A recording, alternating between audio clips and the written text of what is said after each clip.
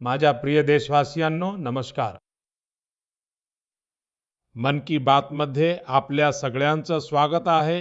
तुमचं अभिनंदन. आपण सगळे यावेळी योगाच्या ऊर्जेनी आणि आंतरराष्ट्रीय योग दिनाच्या आठवणींनी भारलेले असाल. यावेळी सुद्धा 21 जूनला देश विदेशातील करोडो लोकांनी आंतरराष्ट्रीय योग दिनात भाग घेतला. मला आठवतंय, 10 वर्षांपूर्वी याची सुरुवात झाली. आता 10 वर्षात ही परंपरा दरवर्षी आधीपेक्षाही जास्त भव्य बनत चालली आहे. हा या गोष्टीचाही संकेत आहे की जास्तीत जास्त लोक आपल्या दैनंदिन जीवनात योगाचा स्वीकार करत आहेत. आपण यावेळी योग दिनाचे कितीतरी आकर्षक फोटो पाहिले आहेत. विशाखापट्टणमच्या समुद्र किनाऱ्यावर 3 लाख लोकांनी एकाच वेळी योग केला. विशाखापट्टणमहूनच आणखी एक अद्भुत दृश्य समोर आलं.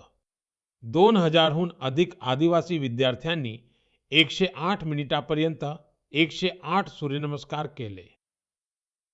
विचार करा, किती समर्पण, किती शिस्त ठेवली असेल.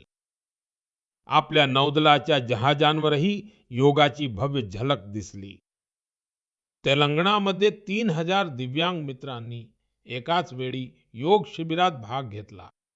त्यांनी दाखवून दिलं की योग कशा प्रकारे सक्षमीकरणाचं माध्यमही आहे.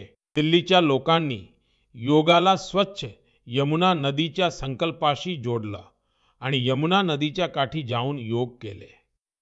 जगातील सर्वात उंच रेल्वे पूल असणारा जम्मू काश्मीरमधील चिनाब ब्रिजवरही लोकांनी योग केला. हिमालयाची बर्फाच्छादित शिखरं आणि ITBPचे जवान, तिथेही योग दिसला. धैर्य आणि साधना बरोबरीने चालले. गुजरातच्या लोकांनीही एक नवा इतिहास रचला. वडनगरमध्ये 2121 लोकांनी एकाच वेळी भुजंगासन केलं आणि नवा विक्रम केला.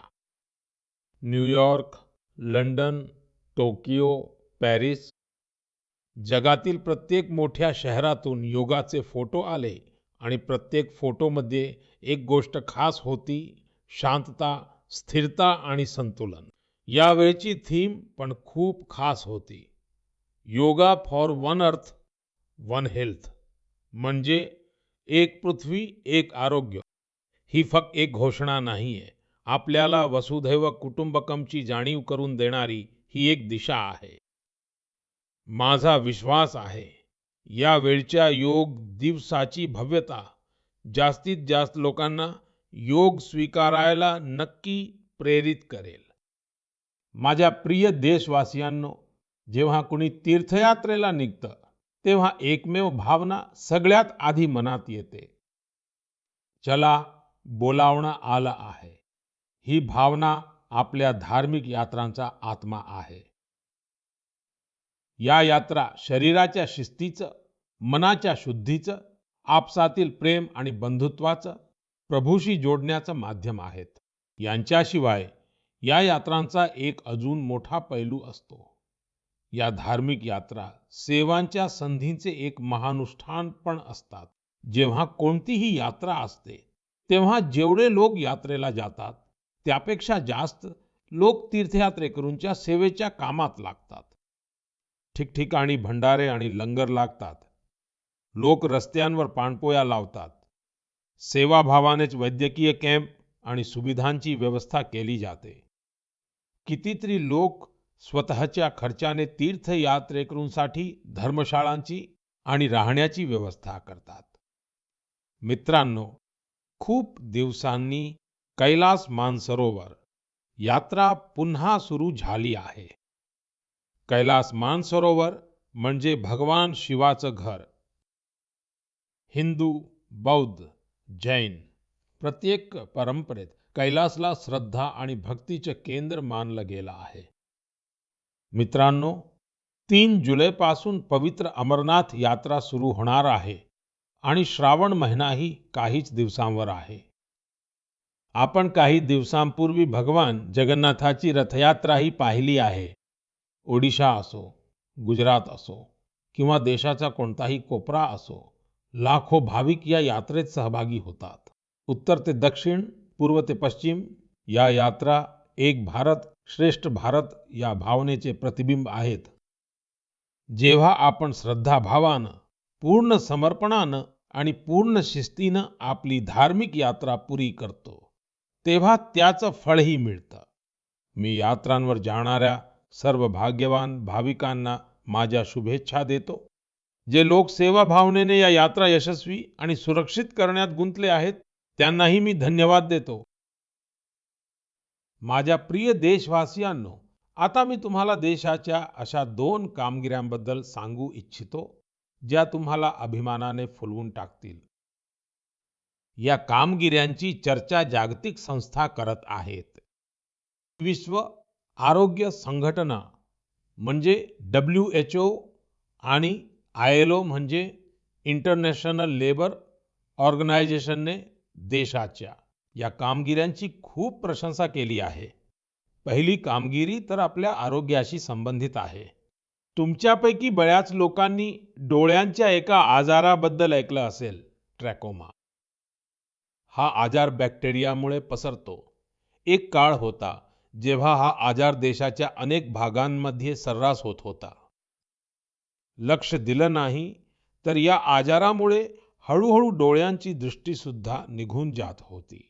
आम्ही संकल्प केला की ट्रॅकोमाला मुळापासून संपवू.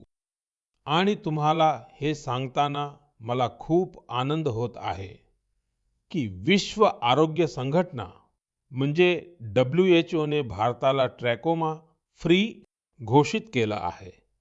आता भारत ट्रॅकोमा मुक्त देश बनला आहे. हे त्या लाखो लोकांच्या मेहनतीचं फळ आहे, ज्यांनी न थकता, न थांबता या आजाराशी लढा दिला. हे यश आपल्या आरोग्य सेवकांचं आहे. स्वच्छ भारत अभियानामुळेही हे संपवण्यात खूप मदत मिळाली. जल जीवन मिशनचेही या यशात मोठे योगदान होतं. आज जेव्हा घरोघरी नळाने स्वच्छ पाणी पोहोचत आहे, तेव्हा अशा आजारांचा धोका कमी झाला आहे. विश्व आरोग्य संघटना WHO नेही या गोष्टीच कौतुक केलं आहे की भारताने आजाराशी लढण्यासोबतच त्याच्या मूळ कारणांनाही दूर केलं आहे. हे मित्रांनो, आज भारतातली बहुतेक लोकसंख्या कोणत्या तरी सोशल प्रोटेक्शन बेनिफिटचा फायदा घेत आहे. आणि नुकताच इंटरनॅशनल लेबर ऑर्गनायझेशन ILO चा एक खूप महत्त्वाचा रिपोर्ट आला आहे. या रिपोर्टमध्ये म्हटलं आहे की भारताच्या 64% अधिक लोकांना आता कोणत्या तरी रूपात कोणता ना कोणता तरी सोशल प्रोटेक्शन बेनिफिट नक्की मिळत आहे. सामाजिक सुरक्षा ही जगातल्या सर्वात मोठ्या कव्हरेजपैकी एक आहे. आज देशातील जवळपास 95 कोटी लोक कोणत्या ना कोणत्या सोशल सिक्युरिटी योजनेचा लाभ घेत आहेत. तर 2015 पर्यंत 25 कोटीहून कमी लोकांपर्यंत सरकारी योजना पोहोचत होत्या. मित्रांनो, भारतात आरोग्यापासून ते सामाजिक सुरक्षेपर्यंत प्रत्येक क्षेत्रात देश सॅच्युरेशनच्या भावनेने पुढे जात आहे. हे सामाजिक न्यायाचंही उत्तम चित्र आहे. या यशांनी एक विश्वास निर्माण केला आहे की येणारा काळ अजून चांगला असेल. प्रत्येक पावलावर भारत आणखी सशक्त होईल. माझ्या प्रिय देशवासियांनो, लोक भागीदारीच्या शक्तीनं मोठ्या मोठ्या संकटांशी सामना करता येतो. मी तुम्हाला एक ऑडिओ ऐकवतो. या ऑडिओमध्ये तुम्हाला त्या संकटाच्या भयावहतेचा अंदाज येईल. ते संकट किती मोठं होतं. आधी ते ऐका, समजून घ्या. आखिर ये जो जुल्म हुआ 2 साल तक, जुल्म तो 5-7 साल से शुरू हो गया था, मगर वो शिखर पर पहुंच गया है 2 साल में, जब इमरजेंसी लोगों पर ठोक दी और अमानुषी बर्ताव लोगों के साथ किया गया। लोगों के स्वतंत्रता के हक छीन लिए गए। अखबारों को कोई स्वतंत्रता न रही। न्यायालय बिल्कुल निर्बल बना दिए गए और जिस ढंग से 1 लाख से ज्यादा लोगों को जेल में बंद कर दिए और फिर अपने मनमानी राज की ओर से होती रही, उसकी मिसाल दुनिया के इतिहास में भी मिलना मुश्किल है। मित्रांनो, हा आवाज देशाचे माजी पंतप्रधान श्री मोरारजी भाई देसाई यांचा आहे. त्यांनी थोडक्यात पण खूपच स्पष्टपणे इमर्जन्सी बद्दल सांगितलं की तुम्ही कल्पना करू शकता तो काळ कसा होता. आणीबाणी लावणाऱ्यांनी फक्त आपल्या संविधानाची हत्या केली नाही, उलट त्यांचा इरादा न्यायपालिकेलाही आपली गुलाम बनवून ठेवण्याचा होता. या काळात लोकांना मोठ्या प्रमाणावर त्रास दिला गेला होता. याची अशी अनेक उदाहरणे आहेत जी कधीही विसरली जाऊ शकत नाहीत. जॉर्ज फर्नांडिस साहेबांना साखळदंडांनी बांधलं होतं. अनेक लोकांना कठोर यातना दिल्या गेल्या. मिसा कायद्याखाली कुणालाही असंच अटक केलं जात होतं. विद्यार्थ्यांनाही त्रास दिला गेला. अभिव्यक्ती स्वातंत्र्याचाही गळा घोटला गेला. मित्रांनो, त्या काळात ज्या हजारो लोकांना अटक झाली, त्यांच्यावर असेच अमानवीय अत्याचार झाले. पण हे भारताच्या जनतेचं सामर्थ्य आहे की ती वाकली नाही, तुटली नाही आणि लोकशाही सोबत कोणतीही तडजोड तिने स्वीकारली नाही. शेवटी जनता जनार्दनाचा विजय झाला. आणीबाणी हटवली गेली आणि आणीबाणी लादणारे हरले. बाबू जगजीवन रामजींनी याबद्दल खूपच प्रभावीपणे आपलं म्हणणं मांडलं होतं. बहनों और भाइयों, पिछला चुनाव चुनाव नहीं था, भारत की जनता का एक महान अभियान था. उस समय के परिस्थितियों को बदल देने का, तानाशाही के धारा को मोड़ देने का और भारत में प्रजातंत्र की बुनियाद को मजबूत कर देने का. अटलजींनीही तेव्हा आपल्याच अंदाजात जे काही सांगितलं होतं तेही आपण नक्की ऐकायला पाहिजे. बहनों और भाइयों, देश में जो कुछ हुआ उसे केवल चुनाव नहीं कह सकते. एक शांतिपूर्ण क्रांति हुई है.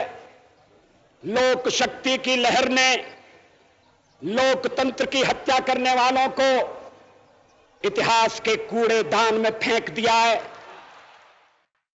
मित्रांनो, देशावर आणीबाणी लादल्याला 50 वर्ष काही दिवसांपूर्वीच पूर्ण झाली आहेत. आपण देशवासियांनी संविधान हत्या दिवस साजरा केला आहे. ज्यांनी आणीबाणीला भिडून टक्कर दिली त्या सर्व लोकांना आपण नेहमी आठवायला हवं. यामुळे आपल्याला आपले संविधान सशक्त ठेवण्यासाठी सतत जागरूक राहण्याची प्रेरणा मिळते. माझ्या प्रिय देशवासियांनो, तुम्ही एका चित्राची कल्पना करा. सकाळचं ऊन डोंगरांना स्पर्श करत आहे. हळूहळू प्रकाश मैदानच्या दिशेनं वाढत आहे आणि त्याच प्रकाशासोबत फुटबॉल प्रेमींचा गटही मोठा होत आहे. शिट्टी वाजते आणि काही क्षणातच मैदान टाळ्या आणि घोषणांनी दुमदुमून जातं. प्रत्येक पास, प्रत्येक गोल सोबत लोकांचा उत्साह वाढत आहे. तुम्ही विचार करत असाल की हे कोणतं सुंदर जग आहे. मित्रांनो, हे चित्र आसाम मधील एका प्रमुख भागाचे बोडोलँडचं वास्तव आहे. बोडोलँड आज आपल्या एका नव्या रूपासह देशासमोर उभं आहे. इथल्या तरुणांमध्ये जी ऊर्जा आहे, जो आत्मविश्वास आहे, तो फुटबॉलच्या मैदानात सर्वात जास्त दिसतो. बोडो टेरिटोरियल एरियामध्ये बोडोलँड केम कपचं आयोजन होत आहे. ही फक्त एक स्पर्धा नाहीये, हे एकता आणि आशेचा उत्सव बनला आहे. 3700हून अधिक टीम्स, जवळपास 70,000 खेळाडू आणि त्यातही मोठ्या संख्येनं आपल्या मुलींचा सहभाग, हे आकडे बोडोलँडमध्ये मोठ्या बदलाची गाथा सांगत आहेत. बोडोलँड आता देशाच्या स्पोर्ट्सच्या मॅपवर आपले तेज आणखी वाढवत आहे. मित्रांनो, एक काळ होता जेव्हा संघर्षच इथली ओळख होती. तेव्हा इथल्या तरुणांसाठी मार्ग मर्यादित होते. पण आज त्यांच्या डोळ्यात नवी स्वप्न आहेत आणि मनात आत्मनिर्भरतेचं धैर्य आहे. इथून आलेले फुटबॉल खेळाडू आता मोठ्या स्तरावर आपली ओळख बनवत आहेत. हालीचरण नार्जारी, दुर्गा बोरो, अपूर्वा नार्जारी, मनबीर बसुमतारी ही फक्त फुटबॉल खेळाडूंची नावं नाहीत. ही त्या नव्या पिढीची ओळख आहे, ज्यांनी बोडोलँडला मैदानापासून राष्ट्रीय स्तरापर्यंत पोहोचवला. यापैकी अनेकांनी मर्यादित संसाधनांमध्ये सराव केला. अनेकांनी कठीण परिस्थितीतून आपला मार्ग काढला आणि आज त्यांचं नाव घेऊन देशातली कितीतरी लहान मुलं आपल्या स्वप्नांची सुरुवात करतात. मित्रांनो, जर आपल्याला आपल्या क्षमता वाढवायच्या असतील तर सर्वात आधी आपल्याला आपल्या फिटनेस आणि वेलबिईंगवर लक्ष द्यावं लागेल. तसं मित्रांनो, फिटनेससाठी, ओबेसिटी कमी करण्यासाठी माझी एक सूचना तुम्हाला आठवते ना? खाण्यातून 10% तेल कमी करा, जाडी कमी करा. फिट असाल तर आयुष्य आणखी सुपरहिट होईल. माझ्या प्रिय देशवासियांनो, आपला भारत ज्या प्रकारे आपल्या प्रादेशिक, भाषिक आणि सांस्कृतिक विविधतेसाठी ओळखला जातो, त्याचप्रमाणे कला, शिल्प आणि कौशल्यातील विविधता ही देखील आपल्या देशाची प्रमुख ताकद आहे. तुम्ही ज्या भागात जाल, तिथल्या काहीतरी खास आणि लोकल गोष्टीबद्दल तुम्हाला कळेल. आपण अनेकदा मन की बात मध्ये देशातल्या अशा युनिक प्रोडक्ट्स बद्दल बोलतो. असेच एक प्रोडक्ट आहे मेघालयचं एरी सिल्क. याला काही दिवसांपूर्वी GI टॅग मिळाला आहे. एरी सिल्क मेघालयाचा सांस्कृतिक ठेवा आहे.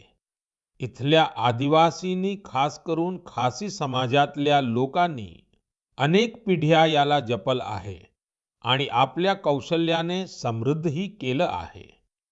या सिल्कची अनेक अद्वितीय वैशिष्ट्ये आहेत, जी याला इतर फॅब्रिकपेक्षा वेगळं बनवतात. यातली सर्वात खास गोष्ट म्हणजे हे बनवण्याची पद्धत.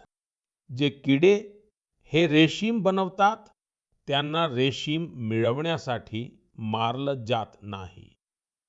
म्हणूनच याला अहिंसा सिल्क असंही म्हणतात. आजकाल जगात अशा प्रॉडक्ट्सची डिमांड खूप वेगाने वाढत आहे, ज्यात हिंसा नसेल आणि निसर्गावर त्यांचा काही दुष्परिणाम होणार नाही. म्हणून मेघालयातील एरी सिल्क ग्लोबल मार्केटसाठी एक परिपूर्ण उत्पादन आहे. याचे आणखी एक वैशिष्ट्य आहे. हे रेशीम हिवाळ्यात उबदार आणि उन्हाळ्यात थंड असतं. या वैशिष्ट्यामुळे ते बहुतेक ठिकाणांसाठी योग्य ठरतं. मेघालयच्या महिला आता सेल्फ हेल्प ग्रुपच्या माध्यमातून आपला हा वारसा मोठ्या स्केलवर पुढे घेऊन जात आहेत. एरी सिल्कला GI टॅग मिळाला म्हणून मी मेघालयच्या लोकांचं अभिनंदन करतो. मी तुम्हा सर्वांना पण आवाहन करेन, तुम्ही पण एरी सिल्कचे कपडे नक्की ट्राय करा. आणि हो, khadi, handloom, handicraft, vocal for local हे पण तुम्हाला नेहमी लक्षात ठेवायचं आहे. ग्राहकांनी भारतात बनवलेले प्रोडक्टच खरेदी करावेत आणि व्यापाऱ्यांनी भारतात बनवलेले प्रोडक्टच विकावेत. यामुळे आत्मनिर्भर भारत अभियानाला नवी ऊर्जा मिळेल. माझ्या प्रिय देशवासियांनो, वुमन लेड डेव्हलपमेंटचा मंत्र भारताचं नवं भविष्य घडवण्यासाठी तयार आहे. आपल्या माता भगिनी, मुली आज फक्त स्वतःसाठीच नाही, तर संपूर्ण समाजासाठी नवी दिशा बनवत आहेत. तेलंगणातील भद्राचलम मधील महिलांच्या यशाबद्दल जाणून तुम्हालाही आनंद होईल. या महिला कधी काळी शेतात मजुरी करायच्या, रोजच्या कमाईसाठी दिवसभर मेहनत करायच्या. आज त्याच महिला मिलेट्स, श्री अन्नपासून बिस्किटे बनवत आहेत. भद्राद्री मिलेट मॅजिक नावाची ही बिस्किटे हैदराबादहून लंडनला जात आहेत. भद्राचलमच्या या महिलांनी सेल्फ हेल्प ग्रुपमध्ये सामील होऊन ट्रेनिंग घेतलं. मित्रांनो, या महिलांनी आणखी एक कौतुकास्पद काम केलं आहे. त्यांनी गिरी सॅनिटरी पॅड्स बनवायला सुरुवात केली. फक्त 3 महिन्यात 40,000 पॅड्स तयार केले आणि ते शाळांमध्ये आणि आसपासच्या ऑफिसेसमध्ये पोहोचवले, तेही खूपच स्वस्त किमतीत. मित्रांनो, कर्नाटकातील कलबुर्गीच्या महिला सुद्धा कमाल करत आहेत. त्यांनी ज्वारीच्या भाकरीला एक ब्रँड बनवला आहे. त्यांनी जी कोऑपरेटिव्ह बनवली आहे, त्यात दररोज 3,000 पेक्षा जास्त भाकरी बनत आहेत. या भाकरींचा सुगंध आता फक्त गावापुरता मर्यादित नाहीये. बंगळुरूमध्ये स्पेशल काउंटर उघडलं आहे. ऑनलाईन फूड्स प्लॅटफॉर्म्सवर ऑर्डर्स येत आहेत. कलबुर्गीची भाकरी आता मोठ्या शहरातील किचनपर्यंत पोहोचत आहे. याचा खूप चांगला परिणाम या महिलांवर झाला आहे. त्यांची कमाई वाढत आहे. मित्रांनो, वेगवेगळ्या राज्यातील या कथांमध्ये वेगवेगळी माणसं आहेत, पण त्यांचे तेज एकसारखे आहे. हे आहे आत्मविश्वासाचं, आत्मनिर्भरतेचं तेज. असंच एक नाव आहे मध्य प्रदेशच्या सुमा उइके. सुमाजींचा प्रयत्न खूप कौतुकास्पद आहे. त्यांनी बालाघाट जिल्ह्यातल्या कटंगी ब्लॉकमध्ये सेल्फ हेल्प ग्रुपमध्ये सामील होऊन मशरूम शेती आणि पशुपालनाचे ट्रेनिंग घेतलं. यामुळे त्यांना आत्मनिर्भरतेचा मार्ग मिळाला. सुमा उइकेची कमाई वाढली तेव्हा त्यांनी आपल्या कामाचा विस्तारही केला. छोट्याशा प्रयत्नातून सुरू झालेला हा प्रवास आता दीदी कॅन्टीन आणि थर्मल थेरपी सेंटर पर्यंत पोहोचला आहे. देशाच्या कानाकोपऱ्यात अशाच असंख्य महिला स्वतःचे आणि देशाचे भाग्य बदलत आहेत. माझ्या प्रिय देशवासियांनो, गेल्या काही दिवसात मला व्हिएतनाममधील अनेक लोकांकडून विविध माध्यमातून संदेश आले आहेत. या संदेशांच्या प्रत्येक ओळीत आदर होता, आपुलकी होती. त्यांच्या भावना हृदयस्पर्शी होत्या. भगवान बुद्धांच्या पवित्र अवशेषांचं, रेलिक्सचं दर्शन घडवल्याबद्दल ते लोक भारताप्रती आपले आभार व्यक्त करत होते. त्यांच्या शब्दांमधले भाव हे केवळ औपचारिक धन्यवादापेक्षा खूप अधिक होते. मित्रांनो, भगवान बुद्धांचे हे पवित्र अवशेष मूळतः आंध्र प्रदेशातील पालनाडू जिल्ह्यातील नागार्जुनकोंडा येथे सापडले होते. या स्थानाचा बौद्ध धर्माशी खूप पूर्वीचा संबंध आहे. असं म्हणतात की कधी काळी या ठिकाणी श्रीलंका आणि चीनसह दूरदूरचे लोक येत होते. मित्रांनो, गेल्या महिन्यात भगवान बुद्धांच्या या पवित्र अवशेषांना भारतातून व्हिएतनामला नेण्यात आलं होतं. तिथे 9 वेगवेगळ्या ठिकाणी ते जनतेच्या दर्शनासाठी ठेवले होते. भारताचा हा उपक्रम एका अर्थाने व्हिएतनामसाठी राष्ट्रीय उत्सव बनला. तुम्ही कल्पना करू शकता, सुमारे 10 कोटी लोकसंख्या असलेल्या व्हिएतनाममध्ये 1.5 कोटीहून अधिक लोकांनी भगवान बुद्धांच्या पवित्र अवशेषांचं दर्शन घेतलं. सोशल मीडियावर मी फोटो आणि व्हिडिओ पाहिले. त्यामुळे जाणीव झाली की श्रद्धेला कोणतीही मर्यादा नसते. पाऊस असो, कडक ऊन असो, लोक तासनतास रांगेत उभे राहिले. लहान मुले, वृद्ध, दिव्यांगजन सर्व भारावून गेले होते. व्हिएतनामचे राष्ट्रपती, उपपंतप्रधान, वरिष्ठ मंत्री सर्वजण नतमस्तक झाले होते. या यात्रेबद्दल तिथल्या लोकांमध्ये इतकी आदर भावना होती की व्हिएतनाम सरकारने ती आणखी 12 दिवसांसाठी वाढवून देण्याची विनंती केली. आणि हे भारतानं आनंदाने स्वीकारलं. मित्रांनो, भगवान बुद्धांच्या शिकवणीत देशांना, संस्कृतींना आणि लोकांना एकत्र बांधण्याची ताकद आहे. याआधी भगवान बुद्धांचे पवित्र अवशेष थायलंड आणि मंगोलियाला नेण्यात आले होते आणि तिथेही असाच श्रद्धाभाव दिसून आला. मी तुम्हा सर्वांना तुमच्या राज्यातील बौद्ध स्थळांना भेट देण्याची विनंती करतो. तो एक आध्यात्मिक अनुभव असेल. त्यासोबतच आपल्या सांस्कृतिक वारशाशी जोडले जाण्याची एक सुंदर संधी देखील मिळेल. माझ्या प्रिय देशवासियांनो, या महिन्यात आपण सर्वांनी विश्व पर्यावरण दिवस साजरा केला. मला तुमचे हजारो संदेश मिळाले. अनेक लोकांनी त्यांच्या आजूबाजूच्या त्या सहकार्यांबद्दल सांगितले जे एकटेच पर्यावरणाला वाचवण्यासाठी निघाले होते आणि मग संपूर्ण समाज त्यांच्याबरोबर सामील झाला. सर्वांचे हे योगदान आपल्या भूमीसाठी मोठी ताकद ठरत आहे. पुण्याचे श्री रमेश खरमाळेजी यांच्या कामाबद्दल ऐकून तुम्हाला खूप प्रेरणा मिळेल. जेव्हा आठवड्याच्या शेवटी लोक आराम करतात, तेव्हा रमेशजी आणि त्यांचं कुटुंब कुदळ आणि फावडं घेऊन निघतात. कुठे ते माहितीये. जुन्नरच्या डोंगराकडे. ऊन असो किंवा खूप चढण, त्यांची पावलं कधीच थांबत नाहीत. ते गवत साफ करतात, पाणी अडवण्यासाठी ट्रेंच खोदतात आणि बिया पेरतात.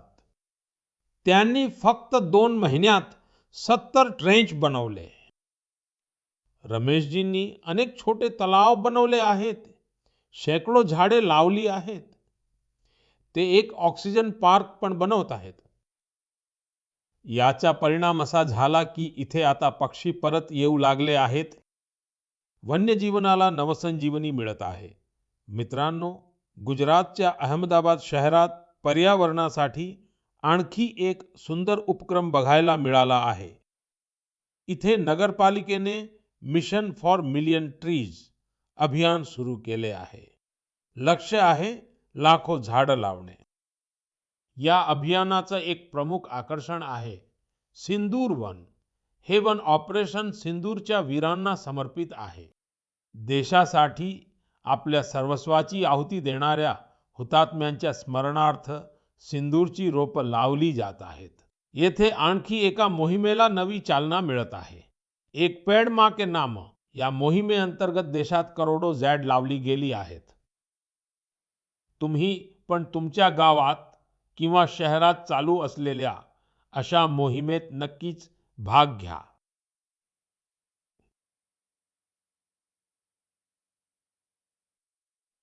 कारण जेव्हा आपण निसर्गाला वाचवतो, तेव्हा खरतर आपण आपल्या येणाऱ्या पिढ्यांना सुरक्षित करतो. मित्रांनो, महाराष्ट्रातील एका गावानेही उत्तम उदाहरण घालून दिलं आहे. ते म्हणजे छत्रपती संभाजीनगर जिल्ह्यातील पाटोदा ही ग्रामपंचायत. ही कार्बन न्यूट्रल गावपंचायत आहे. या गावात कुणीही आपल्या घराबाहेर कचरा फेकत नाही. प्रत्येक घरातून कचरा गोळा करण्याची पूर्ण व्यवस्था आहे. इथे सांडपाण्याची ट्रीटमेंट पण होते. शुद्धीकरण केल्याशिवाय येथे नदीत पाणी सोडत नाहीत. इथे गोळ्यांनी अंत्यसंस्कार होतात आणि त्या राखेपासून दिवंगत व्यक्तीच्या नावाने झाड लावले जाते. या गावातली साफसफाई पण बघण्यासारखी आहे. लहान लहान सवयी जेव्हा सामूहिक संकल्प बनतात तेव्हा मोठा बदल निश्चित होतो. माझ्या प्रिय मित्रांनो, यावेळी सगळ्यांच्या नजरा आंतरराष्ट्रीय अवकाश स्थानकवरही आहेत. भारताने एक नवा इतिहास घडवला आहे. मी काल ग्रुप कॅप्टन शुभांशु शुक्ला यांच्याशी देखील बोललो. शुभांशुशी झालेलं माझं बोलणं तुम्हीही नक्कीच ऐकलं असेल. आता शुभांशुला अजून काही दिवस आंतरराष्ट्रीय अवकाश स्थानक मध्ये राहायचं आहे. आपण या मिशनबद्दल अजून बोलू, पण मन की बातच्या पुढच्या एपिसोडमध्ये, आता या एपिसोडमध्ये तुमच्या निरोप घेण्याची वेळ झाली आहे. पण मित्रांनो, निघताना मला तुम्हाला एका खास दिवसाची आठवण करून द्यायची आहे.